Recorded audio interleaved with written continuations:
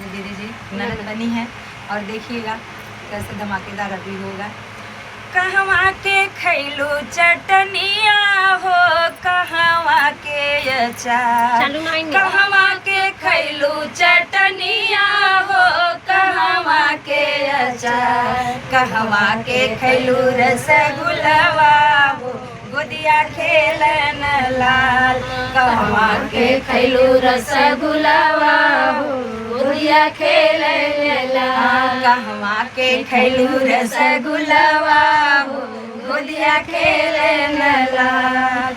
नैहर के खैली चटनिया हो ससुर के अचार, नैहर के खैली चटनिया हो ससुर के अचार, अरे सैया के खैली रसगुल्लावा हो गोदिया खेलन लाल, राजा के खैली रसगुल्लावा हो गोदिया खेलन लाल। तो जब एक ननद अपने ससुराल से आती है तो भौजाई पूछती है ना, तो वही हम पूछ रहे हैं। तो हमारी दीदी जी जवाब दे रही हैं। अब आगे की लाइन है क्या, अरे कैसन रहे चटनिया हो कैसन अचार, कैसन के रहे चटनिया हो कैसन के अचार, कैसन रहल रसगुल्लावा हो गोदिया खेलन लाल, कैसन रहे रसगुल्लावा हो गोदिया खेलन लाल, कैसन के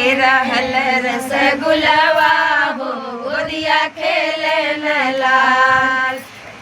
चटकारा है चटनिया हो चटक अचार, अरे तीखरा है चटनिया हो चटक अचार, मजेदार रहे रसगुल्लावा हो गोदिया खेलन लाल, मजेदार रहे रसगुल्लावा हो गोदिया खेलन लाल, मजेदार रहे रसगुल्लावा हो गोदिया खेलन लाल। ननद भाभी का था। बहुत ही सुंदर प्यारा सा गीत था। आप लोग को कैसा लगा कमेंट बॉक्स में बताइए। फिर मिलते किसी नए गाने के साथ।